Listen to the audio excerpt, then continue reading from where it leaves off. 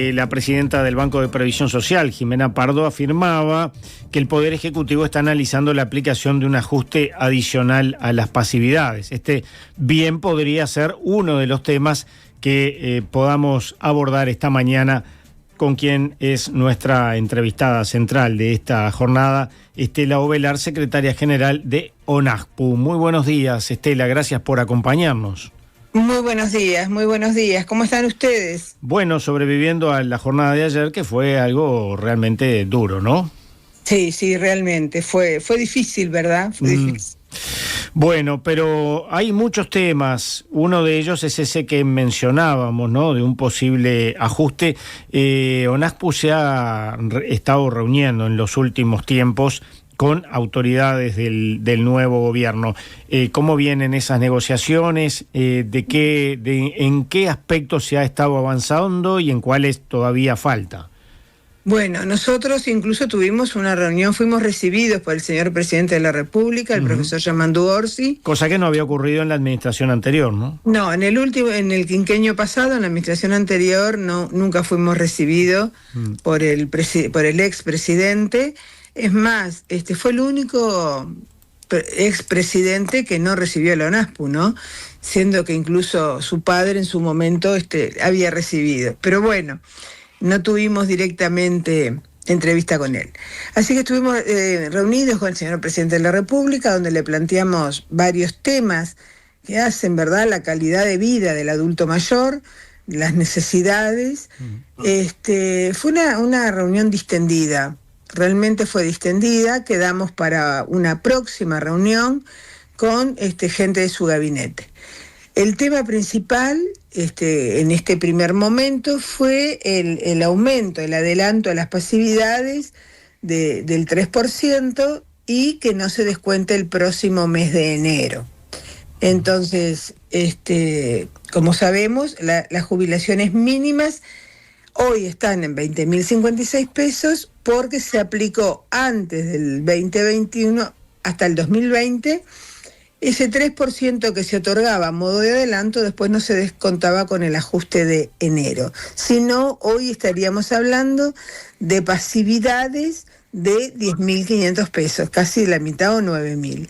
Entonces, obviamente lo tiene que tratar con su gabinete. Hemos hablado también con la presidenta del Banco de Previsión Social. O sea, veremos ahora, el decreto debería de estar antes del 10 de julio para poder ser cobrado en el mes de agosto. O sea, se daría con el mes de julio para cobrarse en el mes de agosto. ¿Es suficiente? No. Son 600 pesos. Nunca sabemos en el bolsillo de la gente, porque para muchos de pronto 600 pesos no es nada y para otros es un pequeño respirito, claro, como digo yo. Pero también, ¿qué pasa con las jubilaciones que vienen ganando 22, 23? Pero bueno, fue una charla distendida. Veamos esa próxima reunión con más personas de su gabinete y ver qué surge. De todas maneras, como tú bien dices, las jubilaciones y pensiones necesitaría un ajuste de otras características. Estamos hablando de personas que pasaron toda su vida trabajando y llegan al final de su existencia y tienen que hacer más que un malabar para ver si pagan los gastos fijos, si pueden comer, y el tema de la salud, ¿no? Exactamente, eso quiero decir. Nosotros estuvimos reunidos mismo con Olesker, estuvimos con este tema también sobre los tickets, órdenes, copago. También se lo transmitimos al presidente de la República. A ver, si adelanto, si las pasividades fueran acompañadas también de otro tipo de soluciones, más allá del ingreso, otro tipo de soluciones desde la tarifa energética, y como tú lo dices, en la salud, tickets, órdenes, los copagos, ¿verdad? Planteamos también las demoras. Hoy por hoy las demoras no solo en ACE, sino en las mutualistas privadas, para los especialistas que se atiendan a los adultos mayores, está bastante complicado. Entonces, hay un paquete de cosas, de temas, de políticas públicas hacia los adultos mayores que creo que tiene que ser estudiado y analizado en su conjunto.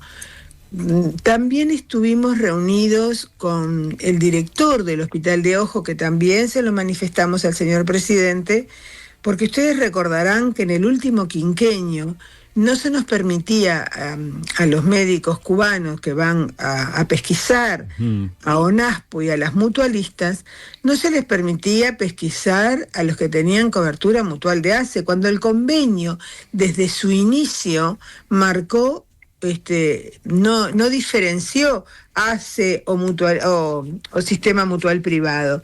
Lo que marcó sí fue el tope, que fueran jubilados y pensionistas del Banco de Previsión Social. Entonces, nos había quedado como un cuello de botella con esos usuarios de ACE que también tienen el derecho humano de volver a ver. Entonces, toda esta ronda se solucionó, tuvimos también un buen diálogo con el nuevo director del hospital y ya comenzamos a coordinar con él las pesquisas con el hospital, con BPS y con la brigada, las pesquisas oftalmológicas. Faltaría con el Banco de Previsión Social el tema de que cuando se inició todo este programa, todo de la Operación Milagro, los coches que trasladaban la Brigada Médica Cubana eran del Banco de Previsión Social, los choferes de los directores sociales. En el último quinquenio eso también se eliminó. Entonces se siguió yendo con la camioneta de ONASPO, el chofer de ONASPO, lo paga ONASPO. Fue un esfuerzo, sí, fue un esfuerzo, pero consideramos que era importante porque, mira, en las localidades, tanto Montevideo como interior, donde se pesquisa, más del 70-75% es necesario operarse de catarata. Quiere decir que el número sigue siendo alto. Claro. Es una enfermedad, una patología que viene principalmente de la vejez y estamos atravesando el envejecimiento de la vejez. Esta patología va en aumento. Cuanto más viejo, menos vemos. Claro. Por lo general, no significa que todos. Pero bueno, estamos con toda esa ronda de trabajo, diríamos, de tareas, de diálogo. ¿Y qué pasa, Estela, con lo que era, por ejemplo, el centro Tarará Prado, que permitía que las personas que venían a operarse desde el interior tuvieran un lugar donde quedarse? ¿Eso cómo está actualmente? Bueno, Tarará Prado está en manos de ACE, ¿verdad? Hoy por hoy, los que vienen a operarse, si son de ACE, ACE mismo les paga una noche de estadía. Y los que tienen convenio, digamos, atención mutual privada, o lo hacen ellos, o consiguen un familiar, o consiguen un amigo, que eso también debemos de repasarlo, porque recordemos también que el Tarará había unas 10 camas después que se habían logrado para que aquellas personas de los complejos habitacionales que de pronto, yo qué sé, eran operados, por decirte, de vesícula, de cadera, podían restablecerse unos días allí, porque hay gente que no tiene familia. La soledad en los adultos mayores no es un eslogan, no es que lo decimos para... Realmente hay mucha gente sola, lo comprobamos en los complejos habitacionales. Bueno, en los complejos habitacionales la mayoría son mujeres, el 89% son mujeres que viven solas y se sostienen entre ellas, cuando pueden y como pueden. Entonces, que también en este diálogo que venimos teniendo con las nuevas autoridades, con los nuevos responsables de los diferentes temas, ustedes habrán visto que se reinstaló la Comisión Honoraria Consultiva de Vivienda, que ONASPO lo reclamó los últimos 5 años, que también se había dejado de reunir. ¿Qué significa?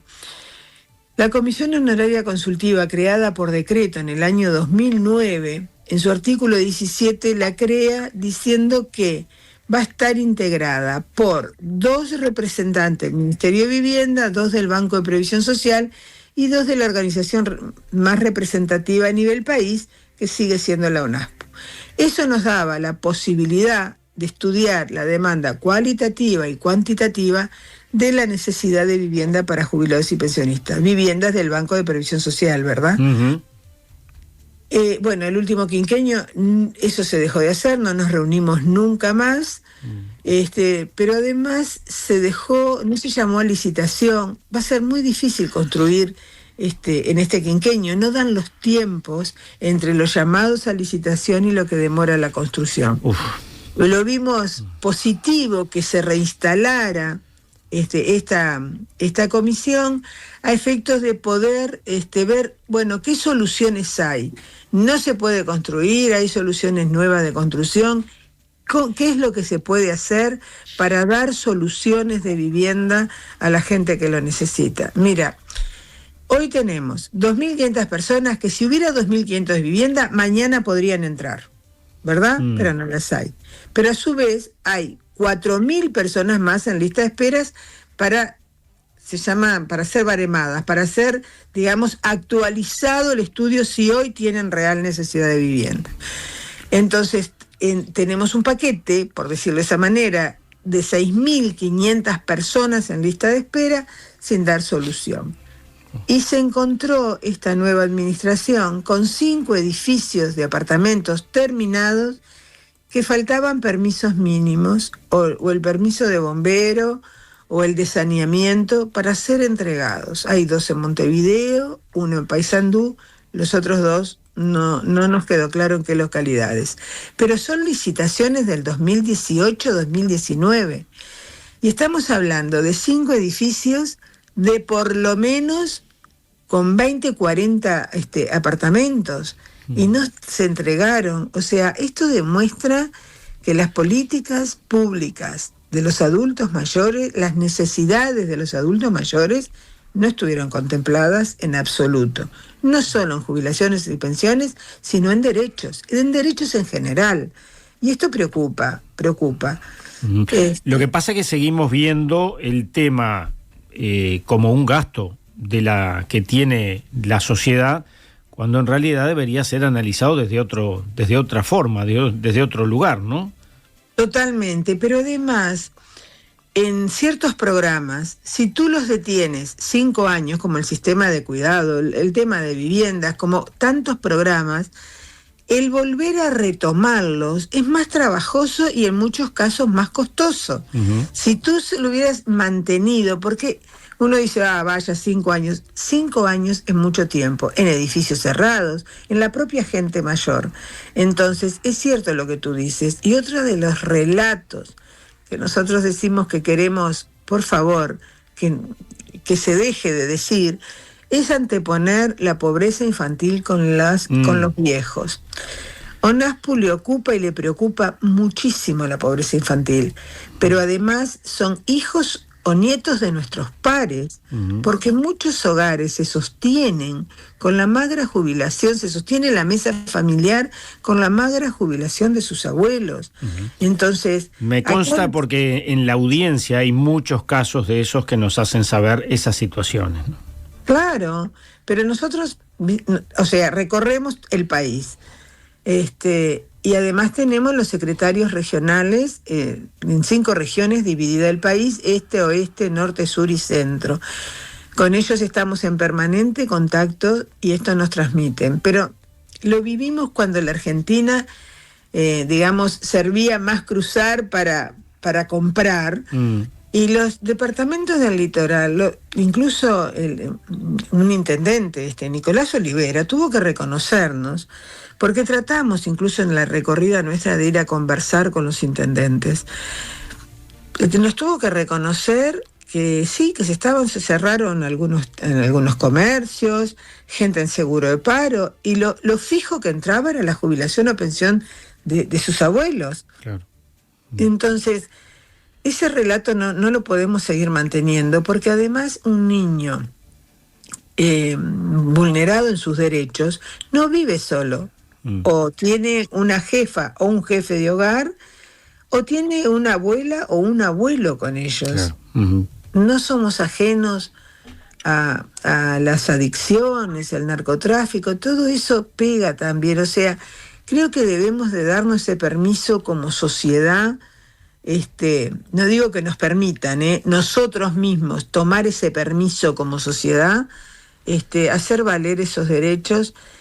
Y en ese sentido, Estela, perdón que te corte, pero sí. ONASPU tiene mucho para decir con respecto a lo que ha de ser la discusión de la seguridad social en su conjunto, ¿no? Tenemos, nosotros tenemos un documento elaborado porque, bueno, eso lo vemos como esperanzador también, que ONASPU vaya al diálogo nacional en seguridad social, era otro de los temas que veníamos reclamando. Y tenemos elaborado un documento, tenemos cosas para decirlo, estamos afinando hoy, mirá, tenemos otra de las reuniones incluso con la economista que nos asesora, porque a ONASPU también le preocupa la sostenibilidad del sistema, ¿verdad? Claro. Y la sostenibilidad del sistema, tenemos que repasar las nuevas formas de trabajo, tenemos que repasar los aportes y las exoneraciones. Creemos que es importante sentarnos a hablar con franqueza, desde qué lugar se puede. Mira, yo le digo siempre como ejemplo, ONASPU dice que me va a venir a buscar los jugadores de fútbol, pero un ejemplo, no cotizan a la seguridad social los pases o no cotizan. Nos llamó poderosamente la atención cuando en la AUF se fueron a jubilar y 20 años que la AUF no pagaba aportes de sus empleados. Entonces son cosas que tenemos que recapacitar todos, porque eso que nosotros dejamos de hacer, estamos perjudicando a otros, ni que hablar. Pero además hay dinero que se mueve, reitero, los pases de jugadores, incluso el fútbol amateur, es un alto índice de gente trabajando en negro. Entonces repasemos las iglesias, los grandes colegios privados. O sea, yo creo que debemos de repasar esas cosas, y no es quitarle a nadie, es ser justo con todos. Va a llevar un proceso, no tenemos duda que estas cosas no se solucionan de un día para el otro, pero bueno, debemos de hablar con franqueza de estos temas, ¿verdad? Pero en esencia lo que tú estás planteando, Estela, es la esencia misma del sistema que teníamos supuestamente planteado, que es un sistema de seguridad social solidario. Solidario. Nosotros insistimos en un sistema de seguridad social solidario y sin lucro. Uh-huh. No estamos en desacuerdo con el ahorro personal, pero estamos en desacuerdo desde el año 96 con el lucro, por ejemplo, de las AFAP, porque son lucro. Entonces, hacia eso también debemos de conversar. La seguridad social no puede ser un lucro, no debe de ser un negocio, y otras formas de tributo, ¿verdad? Todo lo estamos diciendo, las máquinas que sustituyen a las personas, uh-huh. Desde un supermercado hasta algo más importante. Entonces, pero debemos realmente de poner todos esos temas sobre la mesa. Y de alguna manera también converger hacia sistemas únicos, ¿no? Tal vez es una discusión que en el futuro esté planteada a partir de lo que son situaciones como, por ejemplo, la que está planteada en estos momentos con la caja de profesionales o la nunca resuelta caja militar, ¿no? Estamos de acuerdo, debemos de ir hacia un sistema único. Coincidimos nosotros en cuanto al tema planteado, el tema en discusión de caja de profesionales, nos hemos mantenido con no hemos opinado, lo seguimos de cerca también, pero insistimos que debe de haber un sistema único en el país a nivel de seguridad social. No podemos tener jubilados en un país tan chico de primera y de segunda. Lo vemos ahora con el aguinaldo, ¿verdad? Caja militar, pasividades, cobran aguinaldo. Hay que darle otro apoyo económico desde rentas generales para que esto se pueda cumplir. Entonces, veamos estas cosas realmente como un todo, como lo que somos, un todo.